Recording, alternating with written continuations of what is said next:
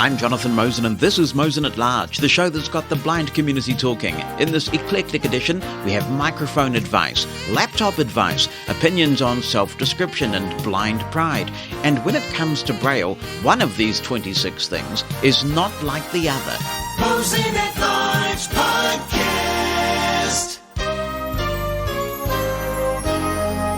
Great to be back with you for episode 198, and this one is being produced quite a bit in advance while we go on our overseas trip, so if there's anything super topical that has happened in recent times in the blind community, you won't hear about it this week. However, thanks to our wonderful Mosen At Large community, we've still got an action-packed and interesting couple of hours in store for you. Hello, Jonathan. This is Joe Norton here in Dalton, Georgia, the United States. And I want to wish you and everyone all the best. Hope you and your family are doing okay. As we say in the southern part of the United States, how's that grandbaby doing? One of the most amazing experiences I had was when we were expecting my second daughter, and I was there with my wife in the office of the OBGYN. They were doing the ultrasound thing, and I knew that you could see the baby in ultrasound. But one thing I didn't know is that you could hear the heartbeat. They said, "Do you want to hear the heartbeat?" I said, "Yes." I didn't even know you could do that. And it was so thrilling to me to hear that thing going, poof, poof, poof, poof, poof. You know, I trust that there's a baby in there. I trust my wife. I trust the doctor. But to have something that actually affects my senses that early on in the process, well, it was just amazing. Of course, later on, the baby kicked and everything like that. But right then, that was just so amazing that the ultrasound could actually do something that I could appreciate. And so that's just one of the things I wanted to share on that. Anyway, what I wanted to talk about was something that happened on July the 10th that I find kind of amazing. I've been playing around with a program for quite a while called Classic 99. It's an emulator of the TI 99-4A computer, and it runs in Windows. I had one of these computers back in the mid-'80s, had the computer, the speech synthesizer, several cartridges, the disk system, the 32K memory expansion, that sort of thing.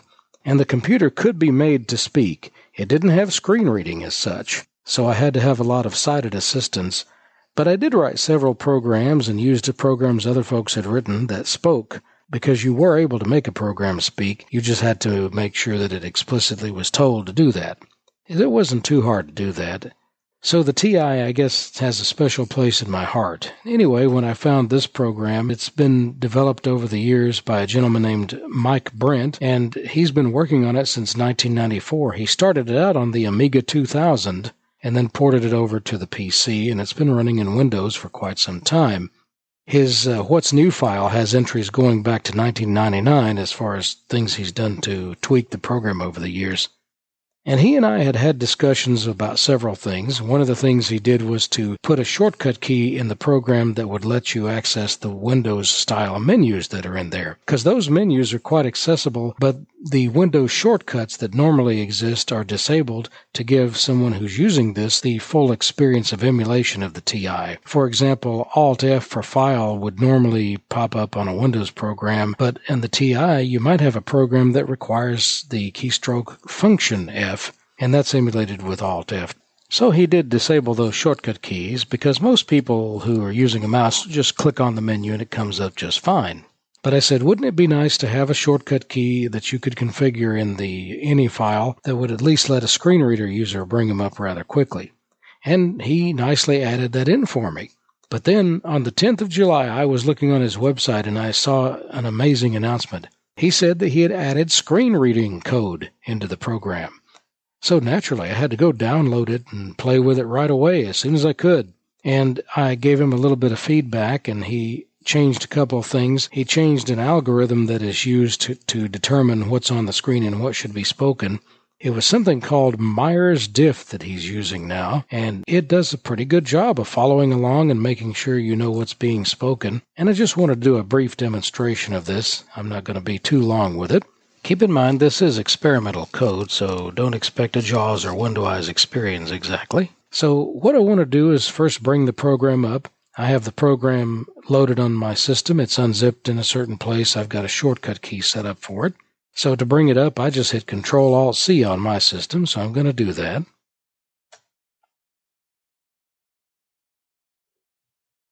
Classic 90. And the program just came up and I silenced NVDA. You heard that beep. That is the TI-994A's master title screen. Whenever you turn a TI-994A on, you get that master title screen. So what I'm going to do is first I'll put NVDA to sleep. Sleep mode on. That way we can hear Classic 99 go through its paces. Now there are 3 keys in the program for screen reading. The first one is Control F4, which reads the entire screen. I'll press it now. Texas Instruments home computer ready. Press any key to begin 1981 Texas Instruments. All right, that's fairly straightforward. That's the master title screen. And the second key that's been put in the program is to turn on the continuous reading mode. So I'm going to press that key. It's Control F9. Continuous screen read enabled. Texas Instruments home computer ready. And the last key I hit was to silence the speech. That key is Control F10. Now it says press any key to begin, so I'm going to do that and see what happens. Where's the any key? Press 1 for TI Basic. All right, it says press 1 for TI Basic. There's no cartridge inserted in the machine at this time, so that's the only menu option you get, TI Basic. But that's what I want, so I'm going to press 1. Ready. And it said ready. On the screen it actually says TI Basic ready. But the algorithm kind of didn't detect all that, or it didn't feel it needed to say TI Basic. Maybe because TI Basic was on the previous screen. But everything is ready. It's waiting for me to do something. And to show you how it follows along with what's going on, I'm going to type a couple of things. First, I'm going to type something invalid. Let me type the word cat and press enter. Cat. Asterisk incorrect statement. It said incorrect statement, and you heard that beep? That's the error beep.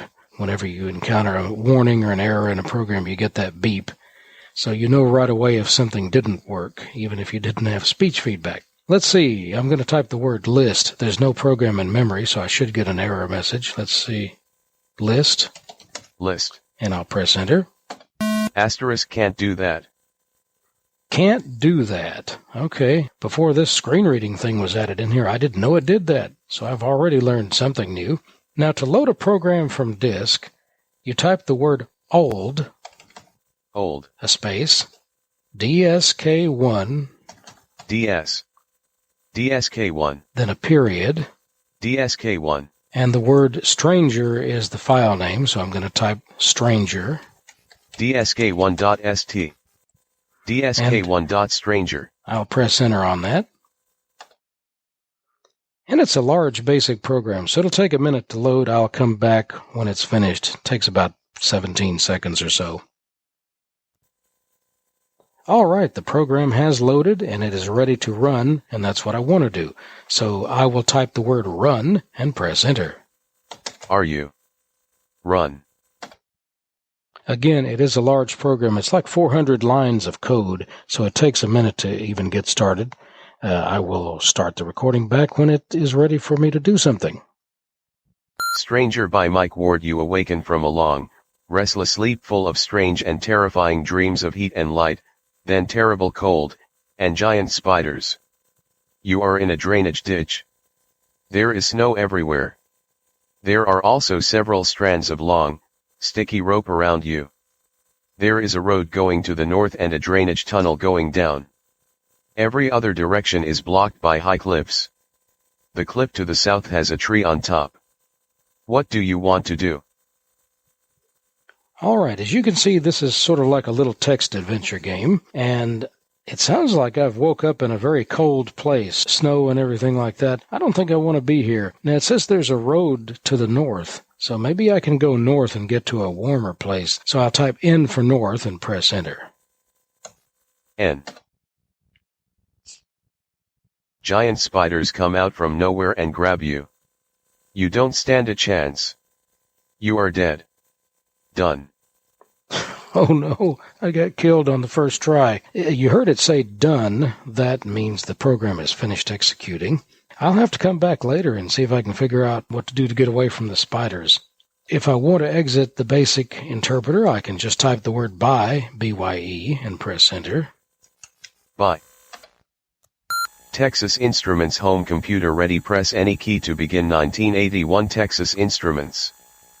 And I'm back out at the master title screen. What I'm going to do is go ahead and exit the program, but I'll just bring up the menus real quick so you can see how they work. I'm going to wake up NVDA. Sleep mode off. Classic 99 key 399.063. There's the title of the program, gives the title and the version number. So what I'm going to do now is press F10 to bring up the menu. File submenu Alt plus F. And as you can see, these are normal Windows style menus. Let me right arrow. Edit submenu Alt plus E. System submenu Alt plus S. Cartridge submenu Alt plus C. Disk submenu Alt plus D. Options submenu Alt plus O. Video submenu Alt plus V. Help submenu Alt plus H. System submenu space. Alright, so that's all the menus. I'm going to go to the right, back to File, and I'm going to exit the program. File submenu Alt plus F. Okay, here I am in the File menu. I'm going to down arrow. Cold reset erase RAM C. Warm reset leave RAM W. Debug reset scramble RAM D. Erase supergram E. Quit Q. There's the quit option, so I'm going to press enter on that. Classic 99 go bye-bye. Dialog, are you sure you want to quit? Yes button Alt plus Y. And I'll press enter on that. Desktop lit. And we're out. And there you have it. That is a demonstration of the new screen reading capabilities built into the Classic 99 program.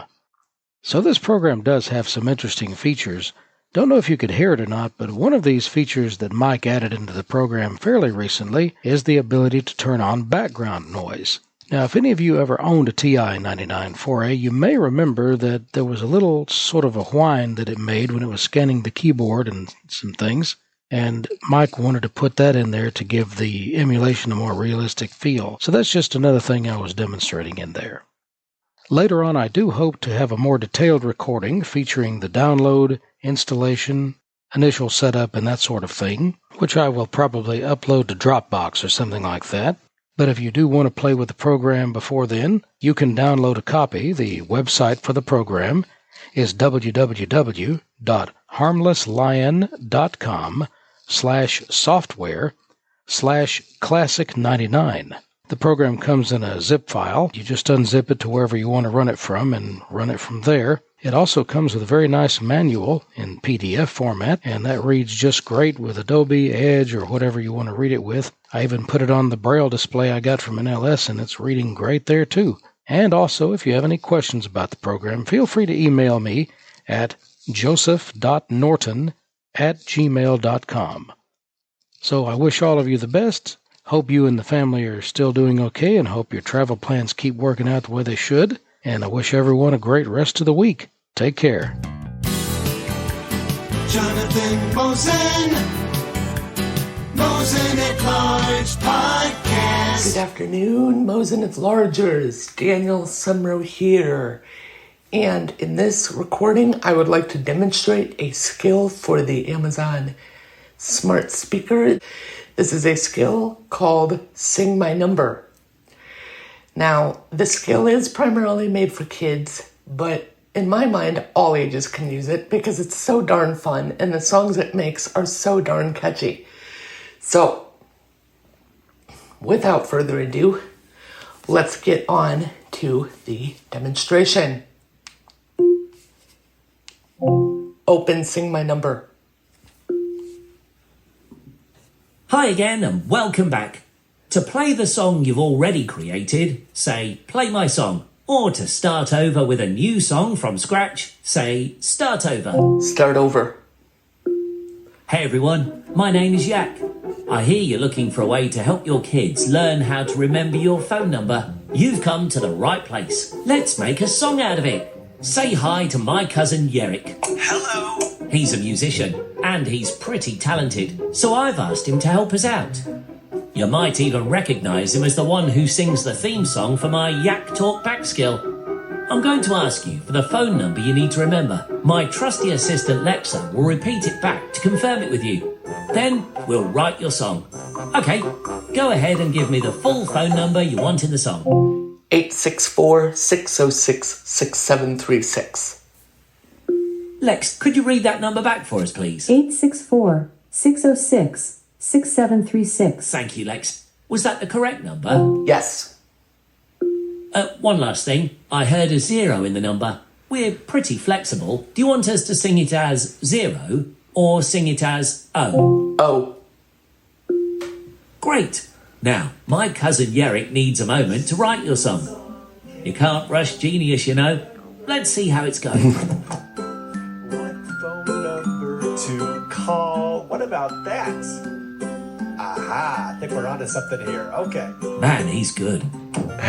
By the way, when you're finished with Sing My Number, you should check me out in Yak Talk Back. I ask some family-friendly and fun questions to get the conversation really going at your family's dinner table. Anytime, just tell Lexa, open Yak Talk Back. All right, parents, do you have your kids there with you and ready to hear your very own Sing My Number song? yes. All right then, ladies and gentlemen, without further ado, whenever you need to remember this number, just sing the song. Hit it! This little song will help you know what phone number to call. This might be the most important phone number of all. A646066736. A646066736. So when you're all alone and you can't find your mom or dad, just remember this little song and then you won't feel quite so bad. A646066736. A646066736. A646066736. A646066736. That was great! If you want to hear it again, say play it again. Or if you're all done, just say goodbye. Goodbye.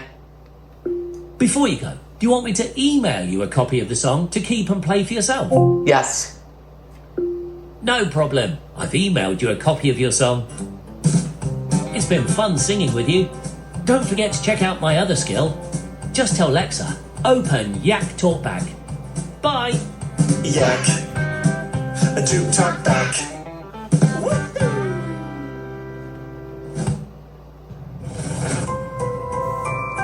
This has been a Real 2 Media production. There it is. Sing My Number. Jonathan, I hope it's okay that I used the Mosen At Large number, but I figured for a Mosen At Large related demo, this was fine. Alright, I hope you guys enjoyed, and you can invoke it yourself by saying, open Sing My Number. Christy says, "Hi, I am Christy, all the way from the sunny state of Florida, US. I know it, Christy. I've been to Florida plenty of times because I used to work for a company that is based in Florida, and it is sunny. My favorite time of the year to go to Florida was January. The ATIA conference takes place in January, and that's a perfect time to head over to Florida because the rest of the United States can get pretty cold at that time of year, but in Florida it is not too hot. I have been also in Florida just before a big hurricane has arrived, and it's a really weird feeling. You kind of sense that it's coming. Maybe it's built into our evolution that we know when this bad weather's coming, but you can feel this closeness in the air. The air's kind of crackling with, I don't know, anticipation of a hurricane coming. Scary soup. Christy says, "I wanted to comment on the lady that was speaking about Grammarly. Other than Word, I do believe that Mozilla Thunderbird does have a spell checker within that email program." Yeah, I can't get on with Thunderbird, Christy. I've had a look at it. I mean, I've been using Outlook for so long, I suppose a lot of it's second nature and it's just what you're used to, but I find Thunderbird not a very efficient user experience, but it's whatever works for people, and it's free, so you can't complain about that.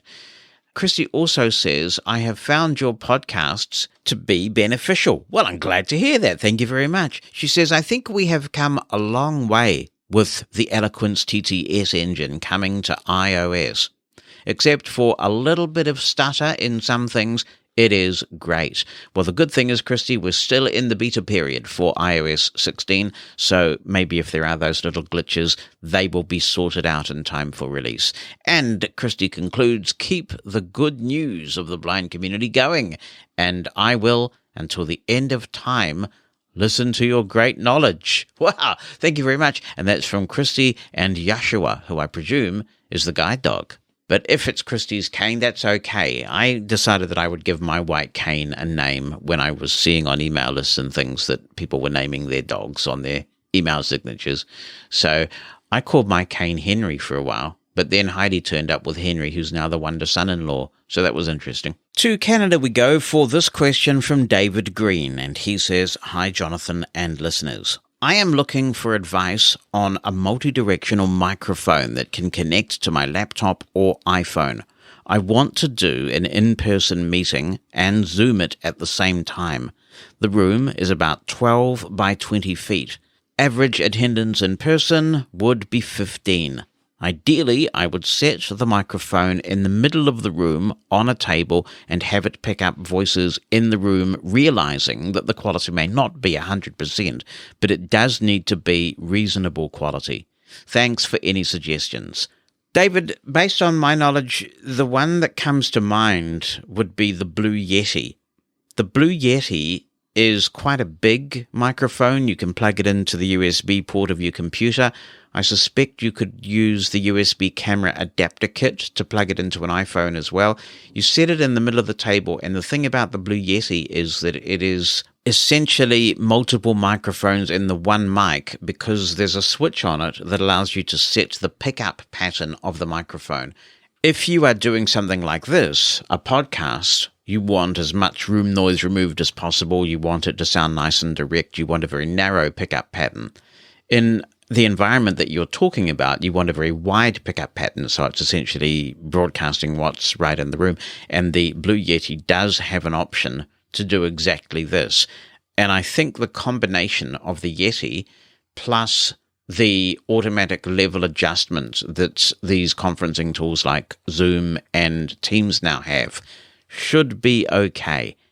But I wonder whether the premise of your question is the correct one. And I say that because these days, with the pandemic and all, a lot of work has been done on these conferencing type devices. And so there are devices that are designed to sit in the center of a table with many microphones around these devices that are designed to bring people in for hybrid meetings.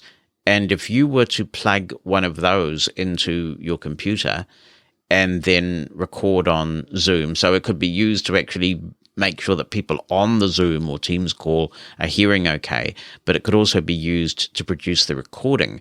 That may be a better option, some sort of dedicated conferencing tool designed expressly for these hybrid meeting type situations. There are dedicated products that do this now, so maybe others have knowledge of those as well. Let's open it up and see what others might think, but the Blue Yeti is certainly a contender worthy of your consideration. What's on your mind? Send an email with a recording of your voice or just write it down. Jonathan at mushroomfm.com. That's JONATHAN at mushroomfm.com. Or phone our listener line. The number in the United States is 864-60-MOSEN.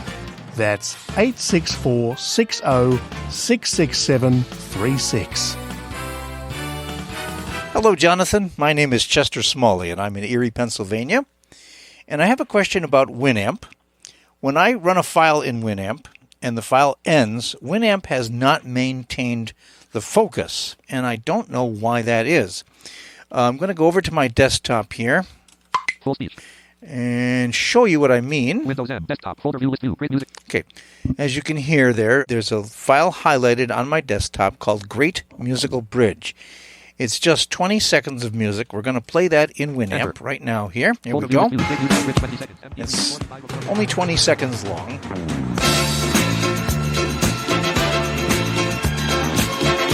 I use this oftentimes to introduce a newsletter that I produce for my alumni association called our Treasure Chest. I'm the treasurer. Okay, so the file has now ended. you would think that I'd be in Winamp, right? But I press Insert T. Title is GLM.IOTC Volume 9 beginning August of 2022 Sound effects most useful. I'm in the folder. The focus is the folder where that file came from, but it is not in Winamp, despite the fact that I opened it in Winamp. Can you explain why that would be the case? I hope so. You do wonderful work, Jonathan. A very good friend of mine met you some 30-odd years ago. There's no reason that you would remember him, although he remembers you, as we all do. His name is Scott Marshall. He was then with the American Council of the Blind. I always tell him he's on the dark side, but that's neither here nor there.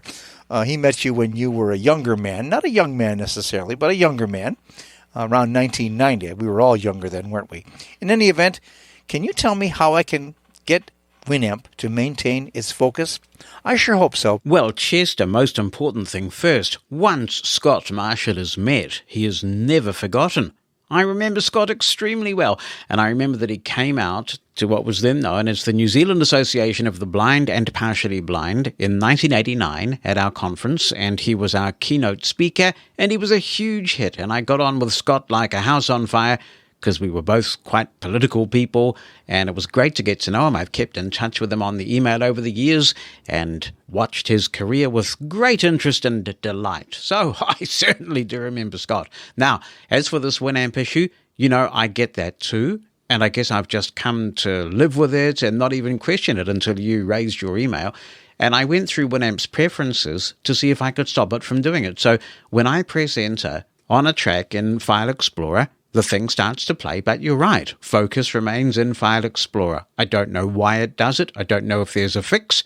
If anybody has the magic fix, let us know. Sorry to let you down on that one, Chester, but at least I remember Scott. This email says, "Hello, Jonathan. This is Scott in Montana. I have been rocking my new Mantis Q40 for a couple of weeks and am loving it.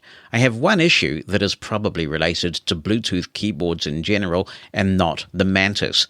I have the Mantis connected to both my laptop and iPhone, but use it with the laptop most of the time. Sometimes I need to use my phone without changing the Mantis to connect to the phone. In this case, I am unable to get the on-screen keyboard to come up on the phone since the phone still has a connection to the Mantis.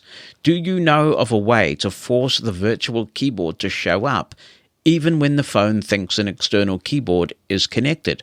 I can turn off Bluetooth on the phone or turn the Mantis off, but these are very inconvenient solutions.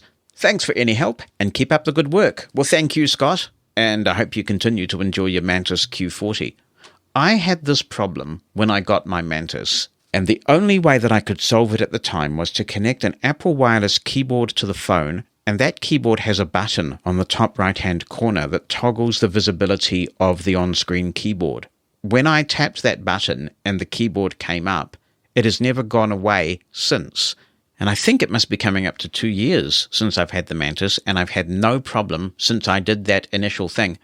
Another thing you could try is going into VoiceOver settings and choosing Braille, and there's an option there governing whether the on-screen keyboard is always visible. You might try toggling that on and see if that makes a difference. I have seen others with this problem. Someone contacted me a few months ago with exactly this problem, and I don't know whether they ever got it resolved. So if anyone has some thoughts on this, do let us know. You might also like to contact APH and see if they have any answers for you. It is a shame that they haven't included some sort of command that lets you toggle the visibility of the keyboard, because it does seem to be a common issue. Here's a good question from James Scholes. He says, "Hi, Jonathan. A Braille-related conundrum for yourself and or listeners. It seems to me that the English Braille with an uppercase B alphabet mostly follows the same base 10 counting system that we use every day. Once you know the dot combinations for the first 10 letters, A through J, you can construct letters 11 through 20, K through T, by adding a dot 3. This pattern continues for letters 21 and 22. You can achieve U and V by adding dot 3 and 6 to A and B respectively. However, the pattern is broken by W, which can be perceived as a J plus dot 6. The system resumes with X, Y, and Z, but is technically off by 1 at that point. I am wondering about the historic context behind this inconsistency, or whether I'm simply reading too much into how English Braille was designed in the first place. Hope this finds you well. Well, it finds me extremely well, thank you, James, and it's great to get your email. I didn't twig to this pattern until I was going out with my girlfriend, who eventually became my first wife, and this was pre-email. Well, I was on email in 1987, but she was not. So she taught herself Braille, and she would send me letters by using a knitting needle and reversing the patterns on the back side of the page. I mean, it was incredibly painstaking and kind of her to do that. Anyway, when she was learning the Braille code, she twigged to this pattern, and she said, but why is the letter W not consistent with this pattern? And so I did some investigation at the time, which was a bit more complex than it is today because Google wasn't around. And the reason for it is that when Louis Braille invented the Braille code, the letter W wasn't used in French, and so it was skipped. Therefore, when English people and others who have a letter W started to use the Braille code, they needed to insert a letter W. I wonder whether it might have been a good idea to just move everything over by one, but that's not what they did, and so we have the letter W that we do today. Hey, Jonathan, it's Mike Fair. Don was asking about mood tracking apps, and I haven't yet found one that specifically just does that. It's always sort of tied in with the larger kind of mental health apps, and unfortunately, a lot of them aren't free. I do have a couple of ideas, one of which is it's in the Canadian store. This was something the Canadian government paid for the development of this mental app. It's a multifunction care app that kind of helps people to take care of themselves, has articles, resources, and directs you to resources when possible. This could be Zoom groups of your peers. It could be professional counseling. Now, I know everything is free for Canadians, but I don't know outside of that. The app is called Pocket Well. And one of the things it does have is a mood tracker. And I've successfully checked in. I was able to do it, inform it of my mood and check off activities as to what might have contributed to my good mood. You know, there are negative options too, so you can record all that. And I guess it keeps track over time. So Pocket Well is that app. And I don't know whether that's even available outside Canada, but it might be worth checking. The only other thought I had was you could use a journaling app to do this. Day One Journal is one of the journaling apps that is very accessible. You can have one free journal. So as long as you don't need more than that, you have that for free. It does have templates. So you could get a template that allowed you to sort of fill in your mood and different things like that. That might be an option. There's another free one called Personal Diary, and I believe it had mood recording. There was a selector to select your moods. So that might work. That one I think was free. So there's a few different options that people could use. And then, of course, the meditation apps, Calm, Headspace, things like that, the real heavy hitters, they often have things where you can check in and say, this is how I'm feeling now, and sort of put in your moods, take surveys that kind of walk you through that process. Hopefully someone else out there will know of a good mood tracking app that's possibly free and does a bit less than some of the big apps that make you pay for subscriptions. Thank you, Michael. Appreciate you stepping forward with some ideas. We'll talk more about this with Dawn, who raised this issue in the first place. But before we do, she's got some other things to say, because she said she couldn't keep her mouth shut on this. She says, I feel yours and Steve's pain when it comes to wanting to throw Siri out the window. I have been having similar issues. I'll ask her to open Bluetooth settings and she'll say, sorry, something went wrong. Please try again. After dealing with it for a while, I finally had enough and called Apple Accessibility. I gave them a screenshot with the message and dialogue between me and Siri, plus they asked for logs to be sent, which was another form of irritation in itself, because for some reason the logs did not want to go past a certain percentage point. They have a screenshot though, so that's a good thing. The weird thing is that it's only doing it with settings. For me at least, she's opening apps and otherwise behaving normally. Like Steve, I have power cycled my iPad 7, which is running the latest version of iPadOS, and also performed a cold restart with no success. I wish I had a workaround other than going into settings and doing things manually. But, sadly, I don't. Let's hope and pray that Siri is forced back into line in iOS and iPadOS 16. It sounds like Heidi will be showing Nicola the ropes when it comes to being an auntie over the next few months. Next, says Dawn, I want to elaborate on my mood tracker question. You asked what a mood tracker is. It's something you can use to track how you're feeling, whether you're feeling depressed, happy, or anything in between. You track this over a period of time. For example, how you felt today, how you felt throughout the day. Plus, yes, you can, at least on some apps I've tried, also track your activities throughout the day. You also can learn different coping strategies for dealing with those feelings and getting through those bad days, as well as how your mind works, etc. They are usually based on cognitive behavioral therapy or other scientifically backed therapies. You also have the ability to share reports with your healthcare provider, as well as look at those reports and see, for instance, how you've felt over a week. There's recommendations for things you can do and/or articles or videos to help better understand and cope with change and negative thought patterns. I hope this makes a little more sense. Each app does differ, and there might be other things included, like a gratitude journal or meditation. I've heard of people using them a lot over the course of the pandemic. Thank you, Dawn. I appreciate the explanation. I also appreciate the info you sent me regarding the journey that you've been on, and I wish you all the very best with that. There is a book I would recommend, and I do recommend it to people who've been through the sorts of situations you've been in. And for some people, it really resonates, and for some people, it makes no sense at all. And I can't guarantee what category you might fall into. But if you're of a mind to, I'd highly recommend checking out A New Earth by Eckhart Tolle. It's everywhere. He does his own audiobook version of it. He's so soothing, it'll send you to sleep, though. That's the trouble. It's available in all the usual repositories.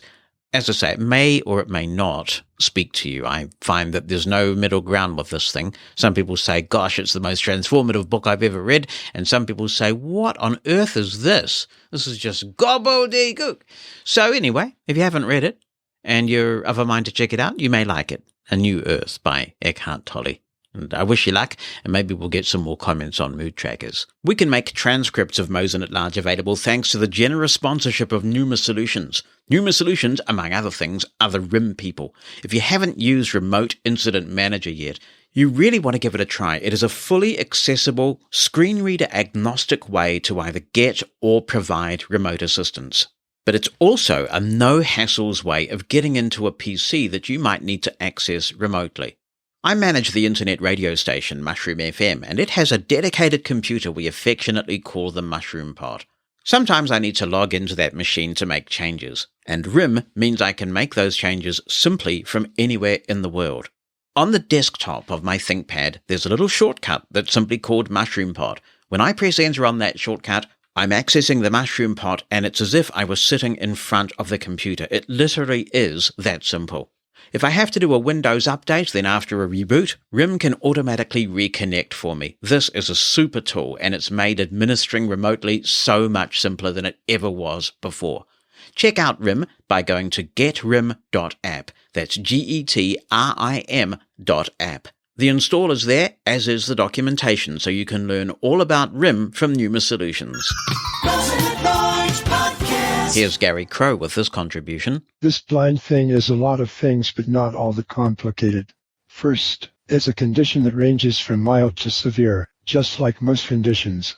Wherever we are on the continuum, it's likely to get worse, at least until our condition is severe. That be as it may, there is not much we can do about it other than to whine. Never underestimate the real value in whining. Our condition won't change, but whining can help us cope. Second, blind and blindness are also variables. The condition may be static or getting worse, but how we experience them is far from static. For example, I am on average about 5% blind. Sometimes I am nearly 0% blind and once in a while virtually 100% blind. So, what accounts for the variability? Not the condition for sure. It is what it is and isn't changing since the lights are permanently off for me. Here's the deal. When I am in my house, sitting in my chair, listening to my music on my sound system, I am 0% blind. The condition has no effect and represents no limitation. Alternatively, a while back, I needed to get my state ID renewed. I got an Uber and headed off to the ID updater. The Uber arrived and I got out, already talking with an ERA agent to help me inside and with finding the ID updater. Still maybe only 20% blind. But, and there are those buts. Just as soon as I walked inside and had taken less than a dozen steps, the cell signal dropped. At that moment, I was nearly 100% blind. I didn't even know how to get back outside. I did manage to recover from that very dark place with the help of a passerby, but for a few minutes, it was pretty grim. I could tell you 1,000 stories about just how blind am I right now, but I suspect you get the point. Yes, blind is a condition, but more importantly, it's a variable. What matters most is how blind I am right now. FYI, I am sitting at my desk, typing on my computer using my copy of JAWS and am about 2% blind right now. Here's the challenge. Whether blind since birth or new to blindness, and whether the condition is mild or severe, the real issue is not the condition. Rather, the real issue is how effectively we manage blind as a variable. I of course don't know what your goals and expectations for you may be, but do you know that my goal is to do whatever I want to do, when and where I want to do it. My expectation for me is that I will develop and maintain the skills and determination needed to reach my goal. As part of that commitment to me, I will find the technology, services, resources, strategies, and advice that can increase my success. Yes, it would often be much easier and safer to be content staying in my house, sitting in my chair, listening to my music on my sound system, but that simply doesn't cut it for me, and I sincerely hope it does not cut it for you. May I invite you to join the 5% Blind Club. Remember that 5% is only an average. I was about 10 when I learned that I can't play baseball, with the bump on my head to punctuate the point. I can't do everything I want to do, everywhere I want, as is true for everyone else, blind or not. We are all limited in one way or another. Even so, getting down to 5% blind on average works fine for me and will likely work for you too. Oh, I didn't know that. You are too old, too lazy, too afraid, too impatient, too tired, and too sure you can't do it to consider the 5% Blind Club. I'm reminded of my advisor in college when I was whining to her that college is just too hard. She told me that, with the possible exception of my mother, no one really cares one way or the other whether I graduate. She smiled and added that I would have to handle all of the caring for myself. That's it. If you were expecting some magical advice or an easier way, you were out of luck. Just know that your slot in the 5% Blind Club is there just waiting for you. I sincerely hope I see you there real soon. Thank you for sharing that, Gary. And obviously we have a range of perspectives on Mosen At Large, and maybe that piece resonated with some people. It did not resonate with me at all, but you might not be surprised about that. I have said on this podcast that I am proud to be blind, and so I'm proud to say I'm not 5%, not 10%, but 100% blind all the time. And I think that we need to continue to spread the message that it's respectable to be blind. The technology that we use and the techniques that we develop to get about in the world and to be literate and to succeed don't make us less blind. They make us more capable when blind. So when you use the word blind in that negative way, it plays right into the media and wider society's negative stereotypes about blind, where they use the word blind in a pejorative sense. So I wouldn't use the word blind in that context myself, but I would use the word disabled in that context. In New Zealand, we subscribe to the social model of disability, and I've talked about that on Mosen At Large before. That essentially says that it's society that disables us by not accommodating us. And in that regard, I think your commentary is spot on.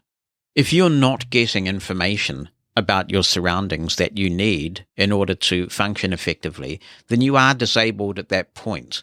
That's why the person first language here is frowned upon in general. We don't talk about people with disabilities because that's victim blaming. We talk about disabled people because society is disabling us. So I would agree in that sense that we should try and seek accommodations and solutions and techniques that disable us as little of the time as possible. So if you were talking about being 5% disabled, I'd be right with you. I just am not convinced that blindness is the right word to use there, at least not for the way I think about my blindness, because for me, blindness is an enormous source of pride. Have you got a Roku device? I have not, but Jeremy has, and he's not happy. He's not happy.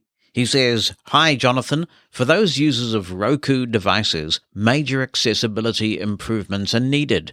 The voice is not the greatest thing in the world at all. Audio description is not easy to access at all, and the sounds are not audible enough, even though you turn the volume up in the settings. It's not enough for those of us who have these devices, whether it be the TV or the various streaming devices, such as the Roku Ultra Express Plus, and so on. Additional features should be added, more sounds for the menus, spoken buttons, as well as a better quality voice than the one it has. It sounds like it is tired. If you haven't heard it before, it sounds very robotic, and that's not good." Well, thanks, Jeremy. Not something I've used at all. Be interested in others' comments on this. 864-60-MOSEN if you want to chime in on Roku.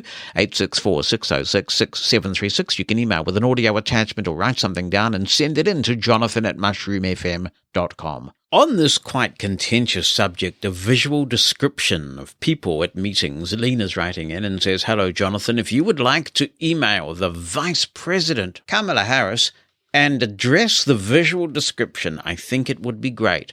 I have emailed her, and I'm going to follow up with a formal letter. It grieves me that she is being treated so badly for doing something good." Good idea, Lena. I hope that she is being thanked for trying to be accommodating. Here's David Engelbretson who says, "Hey, howdy. I didn't hear you and Bonnie bring up the topic of being a blind human who doesn't know what they look like anymore. I've always enjoyed people describing themselves during meeting introductions, and then, when I realize I need to come up with a description of myself, I can't, because I haven't seen myself for 30 years.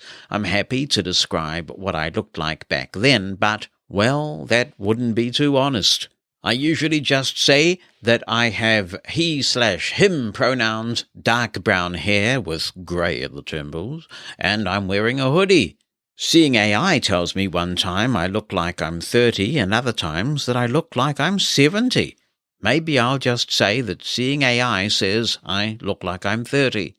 Thanks, David. Well, you could always give Ira or Be My Eyes a call and maybe call them on a few occasions over a period of a week or two and get a kind of a composite description. But it is a very good point, isn't it, that as a blind person, it may well be quite difficult for you to describe yourself. On Twitter, follow Mosen at Large for information about the podcast, the latest tech news, and links to things we talk about on the podcast.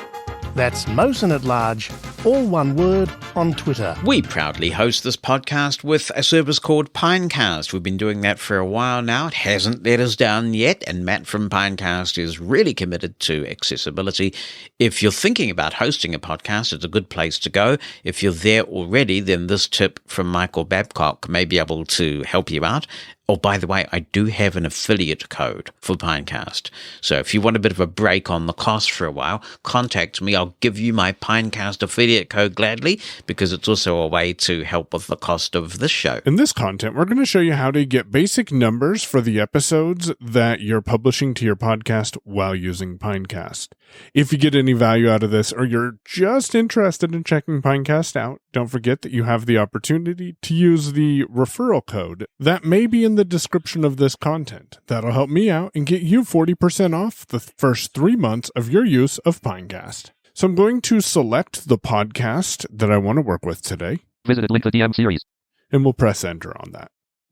This will then take you to a page where you'll hear overview followed by the title of the podcast you're working with. Overview -the DM series -Google Chrome main region 2, the DM series. Now I'll do a find with Control F. JAWS find. for Link episode list. episode list. And when I find this, I'll press enter. Episode list dash the DM series. This takes me to a list of all of the episodes that are available in this podcast. And if I use the number 2, Episode list heading level 2. that takes me straight to the episode list. I'll down arrow. Combo box collapsed all episodes. And I can sort by what episodes are shown here. Filter episodes. Edit. Link renumber episodes. Renumber my episodes, or when I press down again, I'll hear Visited link E99 DM 99-A quick question. which is the latest episode published. If we press down arrow, Published 12 days ago. 45 listens. you can hear that it was published 12 days ago with 45 listens. We'll down arrow twice. Toggle menu button. Link E98 DM 98 you can tweet us. And that's the next episode. And again, if you down arrow again. Published 26 days ago. 38 listens. So that is a way you can get the numbers of who's downloading your episodes. If you down arrow past one of these episodes. Toggle menu button. We skipped over the toggle menu button. Press your space bar. List with 2 items. List box item. Edit. 1 of 2. And you can edit the episode, or if you disable your virtual viewer with JAWS key Z, off, and down arrow once, delete, 2 of 2. To move to an item, press the arrow you have key. the option to delete the episode, which we're not going to do. That's a quick One way hash to meeting get control. details about how many people Menu. are downloading your podcast. If you want more information about this, feel free to reach out. And remember, use the Pinecast referral link in the description for 50% off the first 3 months of your podcast hosting. Hi, Jonathan. It's Mish Verrier calling from Ontario, Canada. I'm calling in regards to your topic of blind pride. I personally am quite proud to be blind myself. I have been blind since I was 6. I lost my sight due to having retinopathy of prematurity. I believe that there should be some sort of a historical blind roll of honor. And this roll of honor should be filled with people who were historically important to the blind community. I don't know if any such thing exists. However, I believe that the names that come to mind that should be honored are people like Sir James Holman, who was the blind explorer. There is a great book written about him called A Sense of the World by Jason Roberts that is available on Audible. I highly recommend it. Also, people like, of course, Helen Keller, Louis Braille, of course, people like Ray Charles, Stevie Wonder, and the Canadian musician Jeff Healey. Those are a bunch of names that I think historically have made a difference not only in blind people's lives due to their music or other things that they did, such as Helen Keller's activism, etc., and James Holman's remarkable voyage around the world. But just historically, I think that they should be recognized. Oh, and also there was the blind doctor, Jacob Bolton, and there is another good book available from the NFB, I believe, called The Blind Doctor, the Jacob Bolton story. He was a doctor in the States in the early part of the 20th century, and he was a heart and lung specialist, I believe. Yes, there's so much blind pride that we can take from people who have made contributions, not just to the blindness field, but as you say, to the wider sphere of influence as well. There are also people in our history that are already being forgotten about, and people are trying to preserve those stories, which is so important. Someone who's doing a lot of amazing work in this area is Peggy Chong in the United States, and she's got this moniker going called the Blind History Lady, and she's unearthing some wonderful stories about blind people who have made contributions in various areas. And hopefully this is one thing that the museum project that Mark Riccobono talked about in his NFB presidential report may help us to preserve.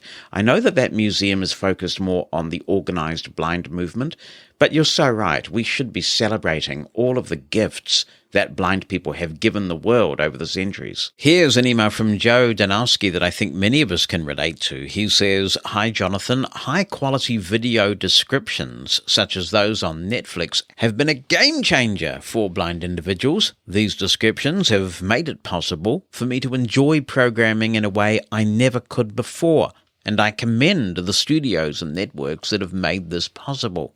On the other hand, I have noticed a trend moving in the other direction. So many television commercials today from major advertisers often do not mention the name of the company's sponsor. They just put the name or logo silently up on the screen to be seen and not heard. They probably do this to have people affirmatively go and look at the screen and see who's sponsoring that commercial. Possibly, in this way, they believe they can make their commercial more memorable. In a world where we are consistently pushing accessibility on the web and in programming, I find this kind of advertisement to be offensive to the visually impaired community. I would be curious to know what you and other listeners think. Thank you, Joe. This is a long-standing problem, at least in New Zealand. I can remember ads in the 1980s where you'd hear music. Sometimes it was just music, maybe a classical piece of music that was quite well known, but you wouldn't have a clue what it was. Or you're right, there might be something that you could hear, some audio or other, but the logo, the name of the product would flash up on the screen and you wouldn't know what it was. I don't watch a lot of commercial TV anymore, so I don't know how bad it is in New Zealand. And I guess the way that I've thought about this is, if they don't want my business, I won't give them my business. If they choose to make an inaccessible ad, I'll do my best not to support the company. But it is access to information. You're absolutely right. And maybe a lot of it just stems from unawareness. So maybe we do need to see if we can raise awareness about this. Should TV commercials come with audio description? Do TV commercials come with audio description anywhere in the world?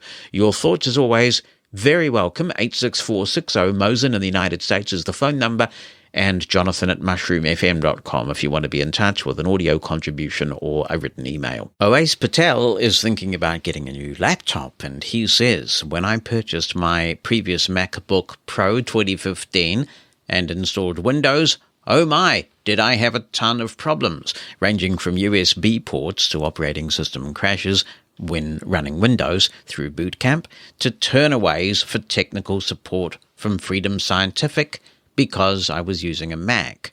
This time, I have made the decision I am not going for a Mac. I am planning on purchasing a Lenovo ThinkPad. Which version? Which is where I need your assistance. On my laptop, I will be doing tons of audio production, tons of Microsoft Office use, lots of accessories to plug in, and other tasks that consume power. In other words, this will be my laptop for personal, education, and productivity level use. Can you please suggest a ThinkPad, whether it be an X1 Carbon Generation 10, X1 Yoga Generation 7, or an X1 Extreme Generation 5? Thank you very much, and I appreciate your help. Thank you for producing very informative podcasts. Well, that's okay, Oase, because if I wasn't doing that, I might be out there stealing hubcaps or doing something destructive like that, so I may as well keep busy, Let's have a look at this. I think the key decision you need to make is what's most important to you. Portability or power, because there are trade-offs, and unfortunately, you don't have to make those trade-offs with the Mac. The M1 and M2 silicon on the Mac is absolutely phenomenal, but if you're going to be doing some serious word processing, I completely understand why you are making the decisions that you are. I couldn't go all in on a Mac, unfortunately. I don't think Safari is good enough. I don't think word processing on the Mac is good enough. If all I was doing was audio production, I would be buying the best Mac I could in a heartbeat. And you never know, we might be getting to a point soon where you can run ARM Windows on your Mac, but anyway, you say you don't want to go there because of your past bootcamp experience. So there are some trade-offs to be made. If you got the Extreme, it's a slightly larger machine as I understand it, but it goes much faster. It goes like a rocket. I find for my use case, where I don't use a huge number of plugins, I can really easily do audio production on my X1 Carbon 9th generation. And of course, if you were buying now, you would get the 10th because that's what's out now. But I have no doubt that if I started stacking a few plugins in there, I would start to feel it grinding down a little bit. It's not supposed to be the most powerful machine in the world. It's powerful enough to get word processing done, doing email. I do a lot of editing. Sometimes at night, I wake up in the night and I think, oh, well, I can just sit here and do some editing. And I grab the ThinkPad from my bedside table and I edit Mosen At Large. And that works really well for me. I could do basic recording with it as well. But if I were doing major music stuff where I was doing serious heavy-duty plugins, I don't think the X1 Carbon would be enough. but the Extreme probably would be. The Carbon's a wonderful machine to carry around with you, though, and it has a beautiful keyboard for word processing. One option that you didn't mention that you now have the capacity to consider is the Lenovo ThinkPad X13S. This is brand new from the factory in Lenovo land, and it is an ARM-based processor. When JAWS 2023 comes out, there'll be a single installer, and when you run that installer, it'll detect the kind of machine you have. And if it detects that you have an ARM machine, it will install the brand new shiny ARM version of JAWS onto your machine. Now, the big advantage of this machine, the ThinkPad X13S, is that the battery life goes forever. It'll be interesting to see what the speed is like, and I can't comment on it because I haven't played with it, but you get phenomenal battery life. That's one of the big draw cards of the ARM processors, of course. You can also get built-in 5G and various other specs. It powers up very quickly, so that should be a contender, I think, now that there is a JAWS for ARM processors. But I think that's the key thing. Matching up the mix of speed, power, and portability. Oh, and by the way, one disadvantage, just thinking about the specs you gave me there, of going with the ThinkPad X13S, the lovely new ARM machine from Lenovo, which is probably the best Windows ARM laptop out there for now, is that it doesn't have many USB ports. It's so thin and so light. I think it has a couple of USB-C ports, so that could give you dongle city. The nice thing about the ThinkPad X1 Carbon is that it has, I think it's 2 USB-A ports and 2 USB-C, and I really do enjoy that. I can plug anything into it. I'm not sure what the Extreme has. So, if you can get to a store and just have a play with one and try and get a feel for how it feels to drive it, that's what I would do. But certainly I'm very happy for my use case with the X1 Carbon. If it was my only machine, though, because I have a desktop here in the studio where I do serious work, and if this is your only machine, I would be inclined to go with the Extreme because it will be more powerful. Mosen at Large Podcast. Hi, Jonathan. This is May Thompson here. One thing I wanted to ask you and the listeners is about my iPhone memory. I've got an iPhone 12 mini and it's got 128 gigabytes of memory. And the other day it said memory full, and it was so full I wasn't able to download my emails or anything. So I had a look and I got rid of some apps that I don't use anymore. And Ray had this memory stick that you plug into the iPhone. He actually ordered it. And he took photos off my phone, and I had 200 videos of Dawn and the children when they were small. And I didn't want to get rid of them, so I took them off of it. And there was hardly any memory put back on the phone. I thought the videos and photos would take loads of memory off of there. And now I've got about 111 gigabytes of memory out of the 128 have been used. So I haven't got that much left. So I've got 111 out of the 128 have been used. So then we looked, and the system memory has got loads used up, but we don't know if there's any way you can delete some of the system memory, because that's using up loads of stuff, loads of memory. And I know the only way you could maybe do it is put it back to factory settings, but I don't really want to do that because I'd have to put in all my apps and everything like that again. I just wonder if there's any way of being able to free up memory. And then another thing I wanted to ask you was, I looked at this app. Would you get it in New Zealand? It's an NHS app for over here. It's an app for insomnia, and it's called PZIZZ. So I don't know how you pronounce that. But some of the features I didn't really understand. It's got sleep and it's got nap and it's got focus. And it plays weird sounds to you and different bits of music and voices and things like that. And I wondered if you wanted to, you could maybe have a wee look at it and do a little review of it. It's PZIZZ anyway. So I thought I'd give that a go for insomnia. It seems to have a lot of ratings, and it seems to be quite a good app. Good to hear from you, mate. Let's take the second one first. That app is in the New Zealand App Store, and I downloaded it and deleted it. I don't know when I did it, but I searched for it in the App Store, I found it, and there's a re-download button, which means I've downloaded it before. I don't remember why I might have deleted it, but there are quite a lot of good apps in this space. It also could be that the app's accessibility has improved or something since I last looked at it. But there is another app that I use quite a bit called Braille FM, and you do have to pay for this one. It has a similar thing where you get different sounds for when you want to sleep, different sounds for when you want to focus on something, and it's all supposed to be super duper researched and scientifically proven and all these good things.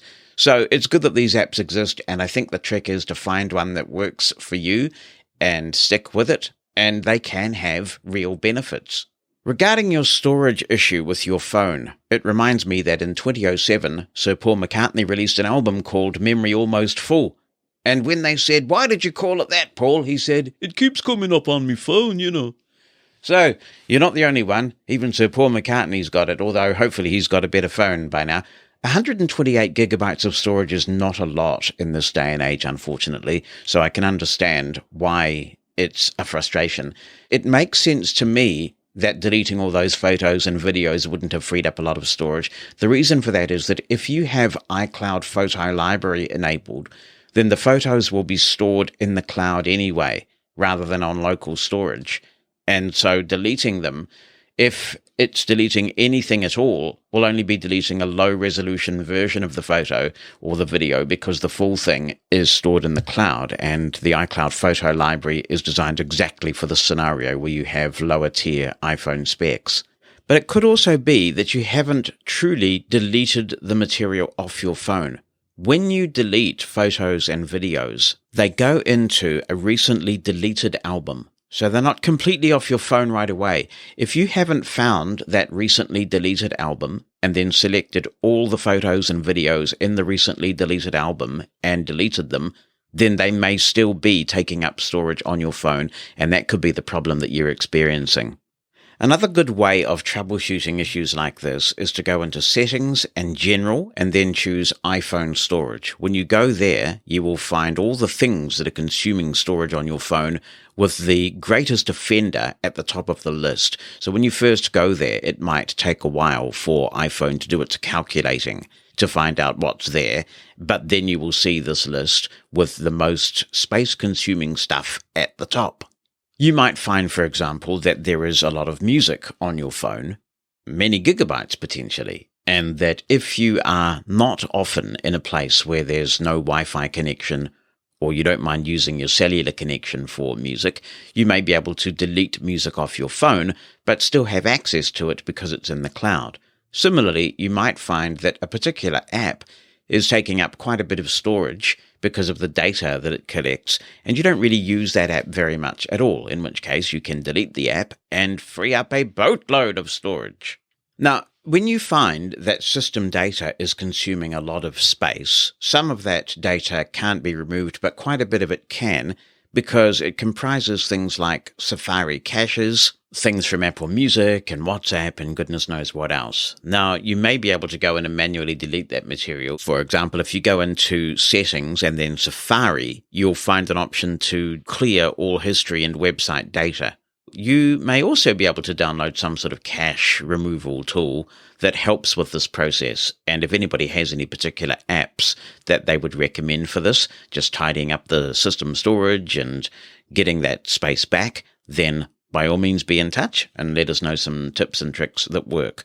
Certainly, one way of getting rid of the system cache like that would be to restore to factory defaults, but it is a very dramatic step. So hopefully others can come up with some hints and tips for you on retrieving some storage. What I would suggest is next time you do update your iPhone to go for the 256 gig option, because 128 in this day and age is quite constraining, so best of luck. Here's an informative wee email from Sabahattin who says, "Hi Jonathan and listeners, in answer to the question of why anyone might use Apple Podcasts, speaking for myself, there are basically two reasons.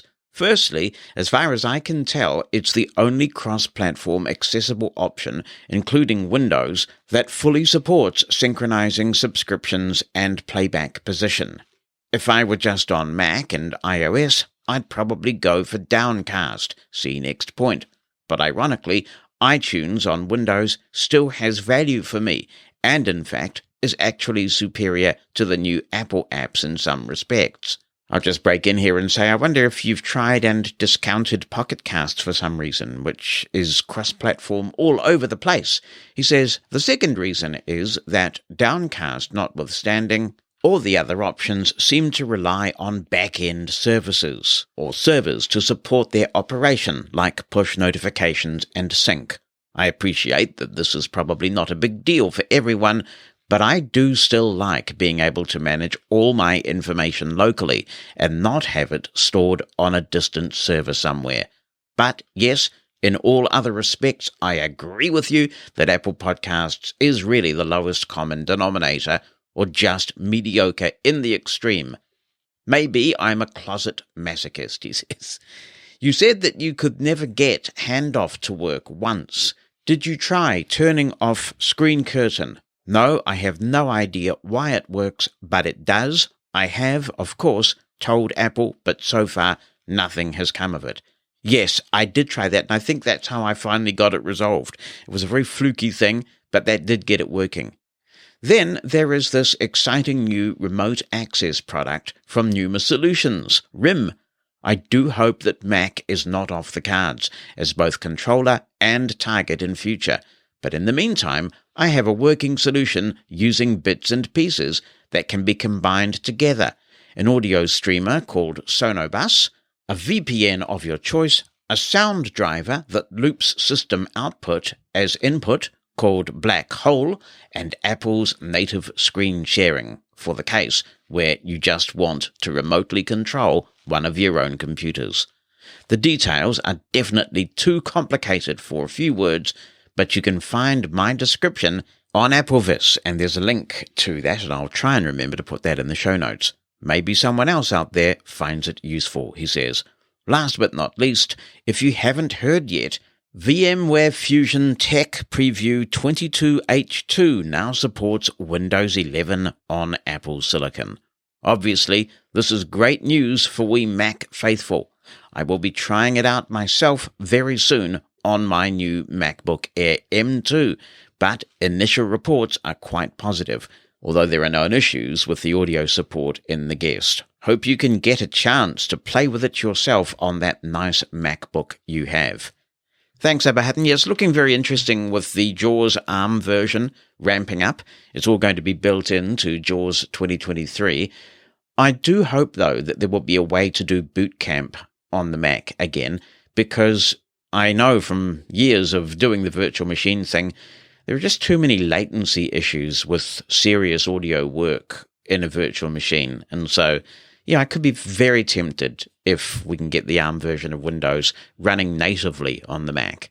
Thank you for a feature-rich contribution to the show. Mosen At Large Podcast. This email says, "Hi, Jonathan, I am Brappa, exactly as JAWS pronounces it." Right, okay, well, I'll take JAWS' word for it. "I started listening to your podcast since April 2020 and am enjoying it." Well, thank you so much for listening. I appreciate that.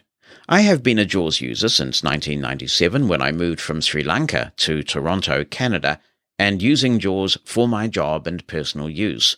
The issue with JAWS lost focus, press Alt-Tab message has not been resolved for this long. Have you or anyone brought it up with Freedom Scientific or Vispero to get resolution to this issue? This affects my productivity, especially with my job. Keep up your great work. I'm not sure if we can blame JAWS for this one. If something is stealing the focus away from a particular app, JAWS is simply telling you what has happened. I don't think JAWS is causing it. So it would be important to try and drill down and work out what is it that is causing focus to move away from the application that you're using. It could be something that the application is doing. It could be some Windows-based system process that is misbehaving. But JAWS is simply being the messenger here. Don't shoot the messenger. So maybe you could tandem in, if that's possible, with someone at Vispera who can take a look and see when it happens, especially if you can make it happen on demand, and try and get to the bottom of what's going on. But typically, day to day, this is not something that I experience. When no application does have focus, I do appreciate JAWS telling me that. Another way that you could verify that JAWS isn't playing a part in this is to run Narrator for a while and see if the problems happen without JAWS in the mix. Christopher Wright says, "Hi Jonathan, this is for you and or your listeners who may be more knowledgeable in this area. I've heard of being an accessibility tester to test and suggest improvements for websites so they're more compliant with accessibility guidelines like WCAG. I'm not well versed in WCAG, but I consider myself to be an advanced screen reader user, and I'd be willing to learn. Do you or your listeners have any resources you can direct me to so I can learn more and try to make some money while making the web a better place? Win-win, eh? I have a lot of time on my hands, and this and or the potential of RIM might be a better use for said time than applying for places that clearly aren't interested and don't even want to try starting a conversation. I admit the idea of remote work has always appealed to me for many reasons, not the least of which are the headaches associated with travel and office politics I simply don't care about. Any information and or contacts are very much appreciated." Thanks, Christopher. I'm a little bit out of the loop these days because it's been a while since I've played in this space. But one place you might like to look up is the International Association of Accessibility Professionals, and they have a website there that you can check out. But others may have some resources on how you get started in this space. I know there's a lot of interest in this area, and it sure beats having these machines put a line of code on a website and make people think that it's all done and dusted and taken care of. Haya Simkin writes, "Dear Jonathan, whenever you talk about abuse or blindisms, I always think of what I am about to write about. I hope I can explain myself clearly. I really don't want to trivialize true abuse, but in my own life, I have noticed a problematic issue in the blind adjacent community, such as TVIs, I think that's the right term, I mean teachers who work on Braille skills, etc., with blind or low vision students, mobility teachers, or social workers who work with blind adults.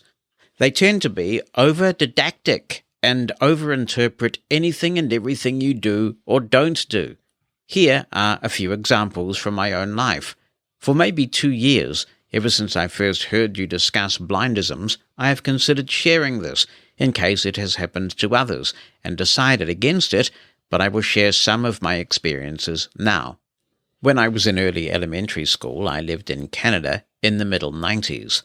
I was in a program where I attended a typical public school, and I was in a classroom that focused on blindness-related skills like Braille and cane usage. A classroom of sighted students was just through the double doors at the end of the room, and we would have activities with them once a day.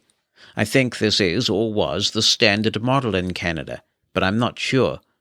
The teachers that worked with us would nitpick every behaviour we exhibited and blame most of it on the assumption that our parents were spoiling us and holding us back from being independent.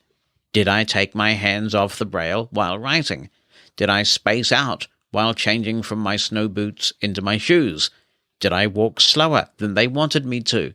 It must be because my parents are spoiling me and expect less of me. I remember getting sick once during the school day. It came over me after lunchtime.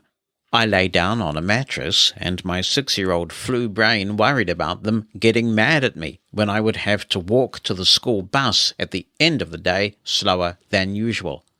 The worst is that I have a learning disability, and they blamed that on bad parenting. I'm deliberately leaving out identifying details. I would get in trouble for singing or humming to myself between tasks. I had a teacher who used to work with blind high school students, and she would keep us in for exhibiting blindisms. The more blindisms exhibited, the fewer minutes you could go out for recess. I could understand why I might get in trouble for being rude, and I could understand why I might get in trouble for lying or not doing my homework. But for something that was only weird and not violent or offensive, I couldn't understand why I was being punished for that, and it made me defiant. I would tell my parents that they could say a certain code word to get me to stop and deliberately break that promise. That's not okay, but I was a little kid. The teachers would tell us that the rationale was that sighted people would think that we were more disabled than we were, and that we had cognitive issues, and that all blind people were like that, and I believe this to be true even now. But there is also a double standard. Nobody makes assumptions about people who chew their nails or pick their nose. But flapping your hands, that's too much, even though it has no hygiene-related implications. Think about that. Sit with that a little. This is why I'm of two minds when it comes to blindisms. As a young adult, I told my mother about my experiences, and she explained that the philosophy was that blind children should be like the average sighted child. The thing is that I don't think the average sighted child or adult exists. Maybe I was like the average sighted child with the learning disabilities that I have, who sometimes spaces out while changing their shoes or working, who wants to walk at the pace that's comfortable for them, who chews their fingernails or picks their nose instead of actual blindisms. Maybe you could interview the average sighted child or the average sighted adult, because I've never even seen them. I want to know what they're like, if they cook for themselves, if they can shower themselves, especially when there's a blackout. Fast forward to my adult life. I have finished a BA, I am an underemployed translator, I started an ineffective vocational rehab program and a master's degree.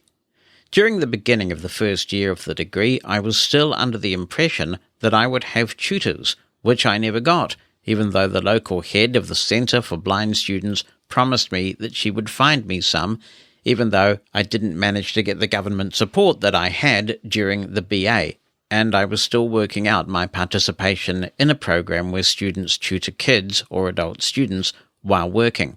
I thought everything would be sorted out quickly, and so I took a small hiatus from translating until I knew what my schedule would be like.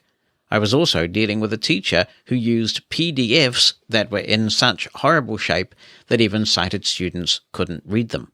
Needless to say, those PDFs could not be mediated. I had a lot on my plate, and my caseworker at the VOC rehab program got it into her head that I was doing too many things at once. It didn't matter what I said or how I tried to explain my predicament, she wouldn't change her mind. What's worse, she planted that idea in the head of my social worker at the Ministry of Welfare. I no longer work with that case manager, but I do work with that social worker, and the last time I saw her was a year ago, and a week after burying my first and only guide dog. Somehow this tendency of mine to not focus came up again, and she said to me, "It's important to me that you learn to focus." I wanted to scream at her. Instead, I tried to explain to her that she should meet my brother, the med student, and his wife, the nursing student. They have to study immense amounts of difficult material, largely on their own, while working all kinds of shifts. My brother even has a job supervising young adults with cognitive issues in a community-based group home during the night shift, and they have a 4-year-old and a 2-year-old. Nobody's telling them they need to focus, even though they are a bit flighty by nature. Needless to say, it didn't help. My mother has internalized a bit of the Canadian philosophy mentioned above. If I'm with a sighted person, sometimes I will ask them if they can do something for me that I could do for myself that I either have tried to do several times without succeeding, or know that I may not succeed at doing, like looking for something. I could spend valuable minutes or hours looking for something and being right next to it, but it just so happens that I missed it. I know I'm not likely to find something I've lost. When I'm by myself, I might continue searching a bit longer, or I might skip it and get something similar or do something that doesn't require whatever it is I've lost this time. If I'm with a sighted person, such as my mother, I might ask her to find it. I have to tell her that I have already tried to find it and can't. Sometimes she'll look for it, but sometimes she'll say, "Keep looking," several times. The worst is when she decides that I'm not independent enough and that I used to do this for myself, but I've given up. I've given up because I hardly ever find what I'm looking for by myself, and since I would rather not chase my tail trying to find something that will turn out to be right next to where I was looking all along, I choose not to do that if I can possibly avoid it. She just says, "You use it, you lose it." If you don't know, this refers to the brain's tendency to prune unused memories in favor of ones that are often used. My brothers often ask my mother if she's seen something or other that they're looking for when they come by, and if she can find it, she's more than happy to do so. There's no sense that they are less independent just because they rely on her for something they've tried to do and didn't succeed at. Have you, all the listeners, had similar experiences? Do you find that your behavior is or has been over-interpreted like that? Where do these double standards come from? I told my mobility teacher some of the stories that I mentioned in the first section about being in school, and I said to her, it's not that the teachers were demanding perfection from us, and she said that's exactly what they were demanding. I don't think it qualifies as abuse, but I don't know what to call it exactly, and I know that I still have these nagging voices and my mother's nagging voice in my head. You would think that after being so careful in how I represent the community and so guarded about what's appropriate and what's inappropriate that I would be gainfully employed, but guess what? I'm not, and I still get treated like I have cognitive issues. I guess it doesn't matter so much what we do or don't do.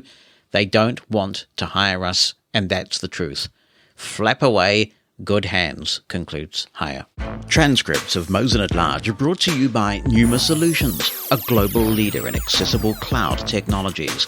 On the web at pneumasolutions.com. That's PNEUMA Solutions.com. A follow-up to our Victor Reader Stream piece from Jan in episode 192. She writes in and says, "Thank you for contacting Humanware about my Victor Reader situation. After a couple of emails and calls to my Humanware distributor, I got the refund for my error-filled new Victor Reader, which never worked. I contacted Dale Campbell at Blind Mice Mart in Houston and learned that one of the stores at his Blind Mice Mega Mall, called Ultimate Tech Mods, fixes the kind of problem I had with the Victor Power Switch for a small fee. My Victor is on its way home, fixed for now anyhow. However, because this experience with Humanware was so awful, I'm going to buy an iPad mini and start using it as my reading device. I have always been an iPad mini fan anyway, because it fits in the purse and is easy to operate and has good audio. Well, pretty good. So, when my Victor finally dies, I will already have many books ready to go on my new little iPad. Loved your story about Winamp. I use public transit far less than I did during my working years, but it would be wonderful to know where the next bus is and which of the several is coming next. Again, thanks for your many podcasts over the years and decades. Oh, yes, been around a while. Thank you, Jan. Glad you found a solution. Matthew Bullis writes, "Hello, this will hopefully help Stan at home with ear problems. I'll personally vouch for this product, which I've used for years. You fill this syringe with water in the shower, then place it in your ear and run the water through. I believe the term is lavage. Lavage. The website is www.earclear.com. That's EARCLEAR.com, and it only ships within the United States. It's about $40, Also, the substance you buy to soften the earwax can be found at most pharmacies, and it's called Debrox, Debrox. You could use it a day or two before using this ear clear device for best results. These two products I've mentioned have allowed me to deal with build-up at home instead of booking a doctor's visit for that purpose. I can hear this podcast much clearer now.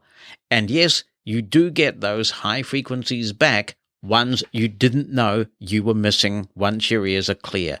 Enjoy better hearing, says Matthew. G'day, Jonathan and listeners. Scott from Sydney again here. Got a very awesome WhatsApp tip. I don't know why this tip only just came about, but I wanted to share it with everybody on the podcast because when I found it, I was like blown away. And I was like, I have to share this with the podcast. So everybody would know when you have a large voice message on WhatsApp that goes on for, say, 20 minutes, possibly even longer, and there's no easy way to move backwards and forwards through the actual voice message while listening to it on WhatsApp.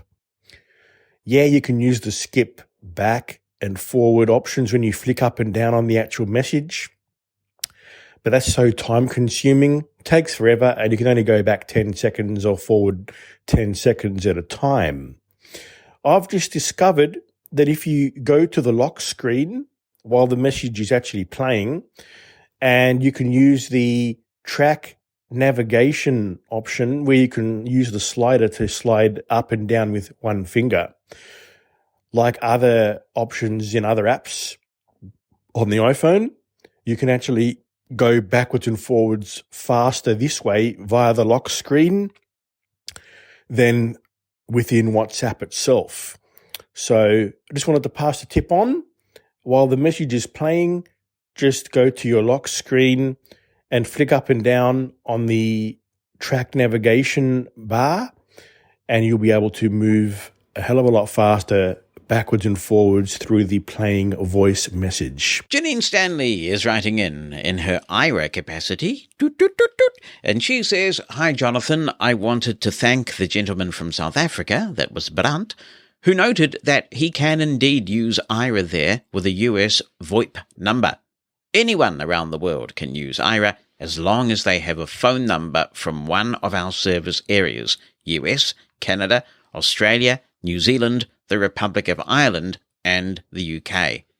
Our service is available primarily in English, but Spanish and French agents are available on a limited basis.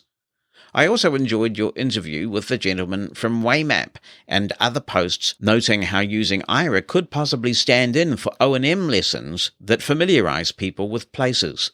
Of course, IRA agents can't instruct on basic things like cane arc and such, but many people do use our agents to learn new routes or get the layout of places like complex train stations. Just having someone tell you when you are veering during a street crossing can be very helpful in correcting that issue and giving you more confidence in travel. I've sadly heard some blind people say that they don't recommend IRA or other services because they don't want people becoming dependent on technology or sighted people and hence lose or never develop blindness skills. This to me is internalized ableism and is very troubling. When I first started using IRA, I had similar feelings based on what people posted that they did using agents. Wow, can't you do that yourself using X, Y, or Z blindness skill? I thought. Then I realized that many people don't have access to training, or for whatever physical or developmental reason, simply cannot do the same thing using a blindness skill. Then again, maybe they just want the convenience of the visual info right away with the ability to ask questions about it. Guilty. Maybe their confidence has been eroded by trauma, some of which may have come from within the blind community. It's not my business how other people do things or if they use sighted assistance. That's a tough one to realize and act upon in one's personal thought process. But if we want the rest of the world to view us as a spectrum of capabilities and talents, we have to start doing it internally.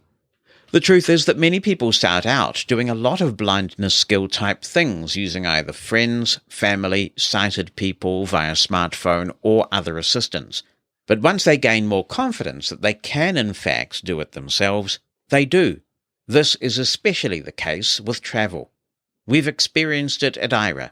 Someone starts out having an agent with them for the entire trip. As they learn the area and feel more confident in their own travel skills, they may call an agent to verify something along the way, and that's it. I've encountered so many people throughout the years who have been so anxious about travel or being around other blind people because their skills are seemingly always being called into question. It's sad. Let's all try to do better when it comes to assessing someone's motivation and capabilities. That could also be said for Braille. As soon as I lost the remainder of my reading vision, I pushed to learn Braille so I could communicate, take notes, and jot down ideas. It was hard, but luckily I had the ability to stick with it and the finger sensitivity to learn. Am I a, quote, good, unquote, reader? Not by any stretch of the imagination, but I use Braille with an uppercase B every day. I think I'm only a passable reader, especially aloud, because I simply don't have the patience to practice. What really did get me reading more, though, was the refreshable Braille display. For some reason, that felt better to me than paper, and after a time, I was better able to read even paper-based Braille. It's good for me, anyway, to remember how difficult learning was and how many times I wanted to give up. Thanks, Janine, very much for the great email. Much appreciated. A former guest on the show is writing in. It's Rebecca Blevowit, who says, "Hello there. I just listened to the episode from June the 25th. Well, better late than never, I suppose, Rebecca. I was looking for the segment about the blind shell, but in the process, I heard you discuss your arduous entanglement with RNZ and the accessibility piece. I have never been shy about confronting government and the public sector when they fail to take equal access for blind people into consideration. But this about Twitter and images made me realize just how sweeping this kind of advocacy could be. My tussles with government have been fairly major. Dogs on public transport, stupidness with passport officers, there's always something. But your journey got me thinking about web accessibility. Service New Brunswick, the website of this province of Canada, has instituted captures for just about everything. I'm the administrative type in our household, so I'm the one who pays the property taxes, schedules COVID-19 tests, takes care of the farm vet bills, and renews the vehicle registration stickers. Yeah, as long as you don't drive them, Rebecca, we're all good. We're all good. With the capture, though, there is no audio alternative. Nowhere on Service New Brunswick is there an audio capture that I can find. Not only that, but there doesn't seem to be any kind of accessibility statement or policy, and no one to contact for concerns. After hearing the podcast, I'm apoplectic about this. Somehow, I felt my hands were tied before. But having heard the protracted process you had to undergo to get RNZ to take your concern seriously, or be made to take it seriously, rather, I see now I have to do something. The only recourse I think I have as a first step is to talk to my MLA, my member of the provincial legislature, who was a member of the Select Committee on Accessibility, I understand. I'm not sure yet what that means, but I just got off the phone with his assistant, with whom I have a meeting scheduled for tomorrow morning. You did a vast amount of research for your submissions regarding RNZ. I'm dreading the answer to this question, but I have to ask it. What's the best way of being prepared for this, and how on earth do I do it? Thanks for reading. That does sound like a frustrating situation, Rebecca, and easily remedied, because if they switch to a new version of Google Capture, they have a screen reader detecting mode there. So when you're running a screen reader and Google Capture detects that, it comes up with a simple checkbox that says, "I'm not a robot," and you check that box, and normally that's all there is to it. That's a very accessible approach, because of course audio captures can be difficult for deaf-blind people. Even some with a mild hearing impairment can have trouble with the audio capture.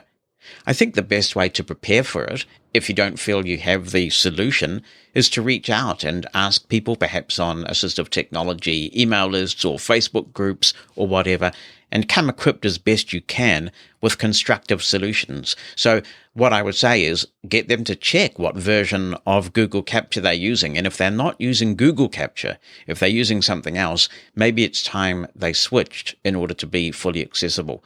Do keep us appraised of how you get on with this advocacy. And I'm glad that the podcast motivated you not to accept second-class treatment. Be the first to know what's coming in the next episode of Mosen at Large. Opt into the Mosen media list and receive a brief email on what's coming, so you can get your contribution in ahead of the show. You can stop receiving emails anytime. To join, send a blank email to media-subscribe@mosen.org. That's media-subscribe@mosen.org. Stay in the know with Mosen at Large. Hello, Jonathan. It's Thomas Upton, and I'm bringing to not only your attention, but also to the Mosen at Large listeners' attention on one bug that I had somehow discovered on the Backpack Studio app.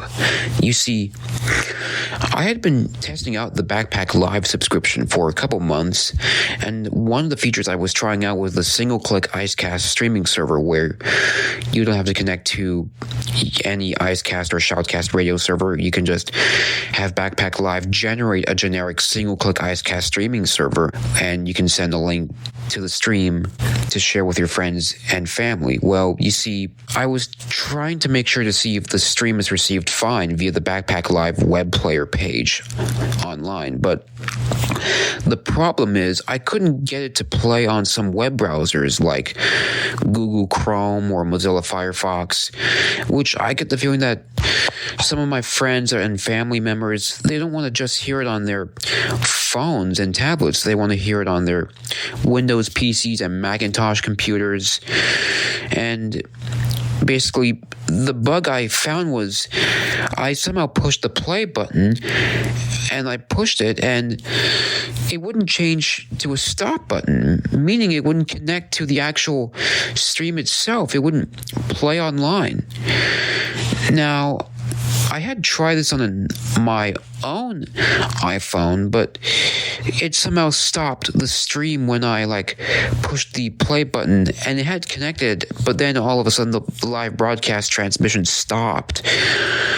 And I had emailed Ed Philowop among the developer team at Backpack Studio about this, and I didn't get a response yet, but yeah, this is a very weird issue for me. Thanks, Thomas. I haven't had a look recently at the way that it has the Icecast servers configured, but it sounds like what might be happening is that they are an HTTP stream, and now with Firefox and Chrome and Edge, you need to have an HTTPS stream for them to stream content. This is for security reasons. There are a couple of ways around this that Ed might implement if that is indeed what is going on. One is that simply the Shoutcast server that's involved here is set up in a secure way. The other is that there might be some secure proxy that routes data to the Icecast stream, and that would make those browsers happy. If you were listening to the podcast when Janine Stanley was last on, she talked about Ira coming to the ARX Vision headset. Now, this is a product that I had not heard of before, and it does integrate quite closely with Android devices. They're still working on how much might be possible on iOS. Now, if you listen to Mushroom FM, and who doesn't, you will know that one of the stars of the station is Damo McMorrow. He's a Mushroom FM fun guy from way back, and he's on with a show called Damo's All Day Breakfast. Most of the time it comes live from Australia on a Friday afternoon at 4 p.m. US Eastern Time. That's nice and early on a Saturday morning in Australia itself. Damo likes to dabble in a bit of tech, and in his show recently, I tuned in and he was having a good chat about this ARX Vision headset because he's got one to try and he seems quite pleased with it. So I'm going to play you an extract now from that Damo's All Day Breakfast show on Mushroom FM where Damo describes his experience with the ARX Vision headset? I've been looking for a little while at wearable technology. Some of these devices that allow you to be able to read text and get a description of the environment and that kind of thing from a wearable device. And there's a few of them around. There's the Envision glasses, there's the Orcam. But I've not really found anything that particularly sort of piqued my interest until recently. Some of you might be familiar with the Aira service, which puts you through to a trained agent who can give you descriptions of what's around your environment and that sort of stuff. And I am a fairly heavy user of Aira, particularly when I'm traveling. And for a long time, we haven't had a wearable option for that. I did have the old Aira glasses when they first came out, but they discontinued support for those, unfortunately. And I understand it was a bit of a headache, but still, it's a bit of a miss. So when they announced that Aira would be coming to Envision and ARX, I had a bit closer look at it and kind of got interested in the ARX Vision product because it's quite a bit cheaper than the alternatives, and I liked the idea of it. If you're familiar with bone conduction headphones, it's like that. So the headband goes around the back of your head, the earpieces sit on your cheekbones, and the sound is conducted through the bones of your skull. That means your ears are not covered. So you can wear them and still listen for traffic and approaching pedestrians and cyclists and all of those other hazards. On the right-hand arm, if you like, or the right-hand earpiece, I suppose you might call it, is a camera module, which is about the size of 2 matchboxes stacked end to end. There's 2 cameras in the end of that module, and on the side of it there's 3 buttons, a triangle, a square, and a circle, and they provide your control. Now, it's both an advantage and a disadvantage, I guess, is that the ARX is a wired solution. You have to connect it to an Android phone. There isn't any iOS compatibility at this stage. That didn't worry me because I've got an Android phone anyway for demo purposes, for training and that kind of thing. And I've got a couple of other Android devices including my network radios and things. So I wasn't too put off by that, and I did manage to get fairly cheap a little Samsung A23 Android phone with a USB-C connector. Now, when I say it's an advantage and a disadvantage, the advantages are that being a wired connection, it's able to process video quite quickly. And I've definitely seen the benefits of that, and I'll talk about that in a sec. The disadvantage is if you're not an Android user, you either need to become one and get yourself a second phone or find a different product. But, it's not, the cable's not bothering me. The Android phone isn't bothering me. So for me, it's not really a problem. So there is a cable coming out of the bottom of the camera module, which has a USB-C connector on the end. The cable is long enough that while wearing the headset, I can have the phone in my trouser pocket and the cable doesn't sort of get in my way at all. You use an app called ARX on your Android phone, and they call the headset ARX Wear. And you can set it so that as soon as you plug the headset in, it launches the app and starts the application up on the phone. And from there, all of the phone sound will come through the headset. The only drawback I've found with the headset itself is that the volume is a little bit low. They have gotten around it by allowing you to also have the sound come through your phone as well as the headset. If you had any kind of a hearing impairment, I don't think this would be the solution for you, unless you were to Bluetooth the phone to your hearing aids. But there's probably more elegant solutions for that. For what I want, it works quite well. So it comes up speaking, and you've got the triangle button is used to cycle through a number of different modes. So you have short text mode, which just recognizes whatever it can see in front of the camera. Document mode, which sort of takes a snapshot, sends it off to the cloud and processes it. You have a face recognition mode, a object finder type mode where you can specify a particular object, and there's a list of about 30 of them. There's things like backpack, suitcase, car, and yes, I do have a car, so that one kind of is useful. There's a scene detection mode where it'll just describe whatever it can see. And there's a QR code mode. And so far, I've tested most of them and found them to be pretty good. The text recognition was good. I didn't have any problem with that. And the accuracy was better than a couple of other things that I had tried. The object detection works quite well. So when you select the object detection mode, you then use the circle button to cycle through which object you want to look for. So if you specify toilet was one of the ones. If it can see that object in the view, it'll beep, and the closer you get to it, the more sort of earnestly it beeps at you. The QR code works. So what that does, it'll detect a QR code, and then it'll say press the circle button and to open the relevant web page on your phone, and then it hands off to your phone to do that. The one that's really impressed me, though, is the scene detection mode. Now, I did try, as a comparison, the Envision glasses as a side-by-side comparison, and the Envisions, when I walked out my front door, did their best impression of a crow. The only thing they would see was car, so just looked around and just kept saying, car, car. That's why I say it did its best impression of a crow. You'll understand that if you've ever heard a crow. Anyway, I digress. But the ARX did quite a good job. It said things like a street with cars parked. It was bin day, so it was identifying a number of rubbish bins or trash cans. I turned around and looked from the road up towards the house, and it said a brick house, a car parked in a driveway, that sort of thing. There was some workmen doing some stuff over at the neighbour's place, and I looked over in that direction, and it said a man up a ladder.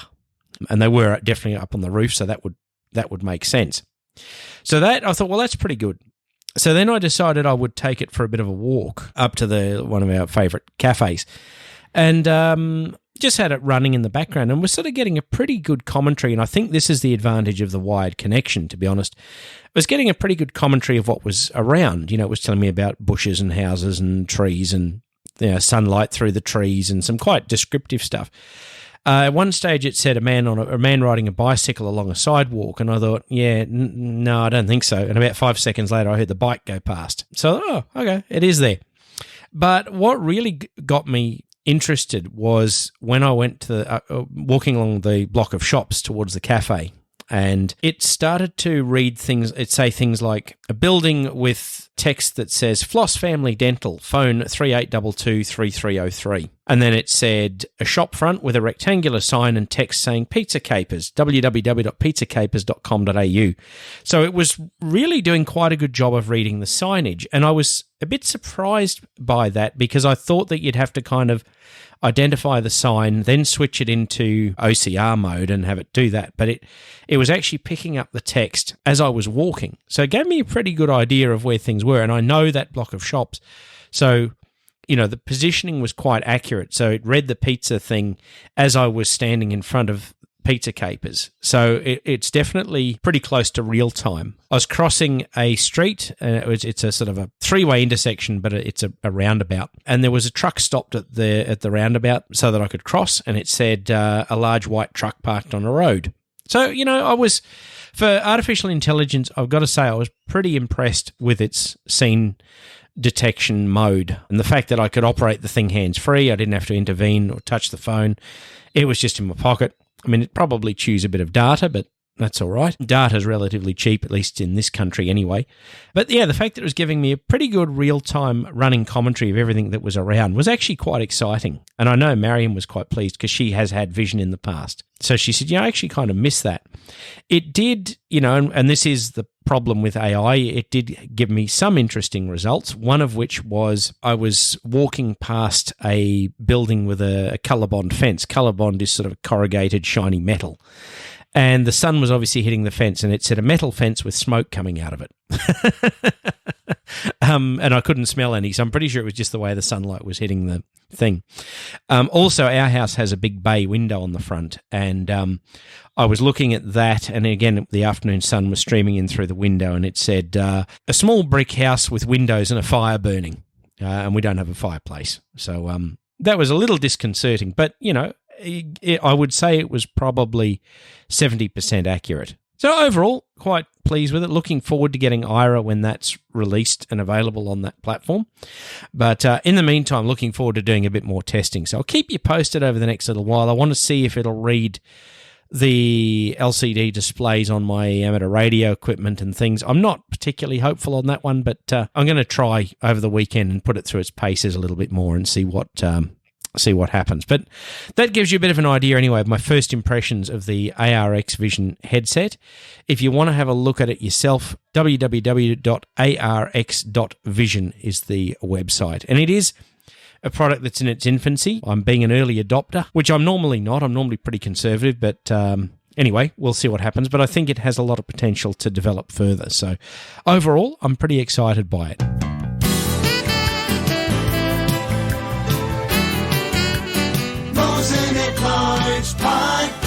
Heidi is writing in with her first contribution. She says, "Hello, Jonathan and listeners. I hope you all are doing well. I have recently started posting on Twitter to build my personal brand, since most things are online now. Does anyone know of an accessible Twitter scheduler? I have tested various schedulers to no success. I found Buffer, which is very accessible for my needs. Unfortunately, it only allows me to schedule tweets and not threads. I need a tool that will allow me to schedule tweets and threads. The scheduler would have to be accessed on Windows or iOS. Any help would be appreciated. I am planning to reach out to see if they would be willing to make them accessible. I was curious to see if any tools that exist were already screen reader friendly. I have never worked with developers to make something accessible. Are there any resources or tips I can get to start? Thank you. P.S. Love the podcast, have learned a lot, and am exposed to technology that I would otherwise not be aware of. P.S.S. Okay? On a side note, about visual descriptions, I see the value of descriptions, but don't really think about them. However, I would never deprive someone of that information. If a sighted person described how they looked like to me, I would simply thank them and move on. Every visually impaired person is going to be different on the descriptions debate, but we shouldn't force one's views on another. I'm glad that sighted people are trying to be more inclusive, regardless of our differing opinions. First of all, Heidi, welcome. Thank you so much for listening and also for taking the time to contribute to the podcast. Hopefully it's the first of many contributions that we receive. I think I do have an answer for you because I have similar requirements and I use a service called chirr.app. It's chirr.app. And you do have to pay for it to get the full functionality. And the plan that I have does not have the scheduling option. It's not something that I'm using. So I can't absolutely confirm that it's accessible. But what I can say is that the rest of it is very accessible. I use it mainly to do Twitter threads on my personal Twitter account at Jonathan Mosen, because sometimes I do tweet about New Zealand's political issues, and sometimes I need to tweet a thread that could be 6 or 7 tweets long. And of course, you can go to the Twitter website and type in each tweet. I find that very distracting and time-consuming. With this chirr.app thing, I just write my tweet in Word and make sure it's spell-checked and everything. I paste it into the box, and it does a couple of things. It splits the tweets in logical places, and it also numbers them so people can keep track of the Twitter thread, and then you just hit the send button. It is a really cool service. The other thing it does that's also important is it allows you to schedule retweets of a tweet or a thread that you have tweeted. And this is useful. For example, not everybody, because of Twitter's algorithms, sees a tweet the first time you post it. So you can schedule a retweet at a certain time later, probably at a different time of day, for example, and chirr.app will retweet it for you. Pretty cool service. I recommend checking it out. Hopefully it will meet your needs. Let me know how you get on. chirr.app. I love to hear from you, so if you have any comments you want to contribute to the show, drop me an email written down or with an audio attachment to Jonathan, Jonathan, @mushroomfm.com. If you'd rather call in, use the listener line number in the United States, 864-606-6736.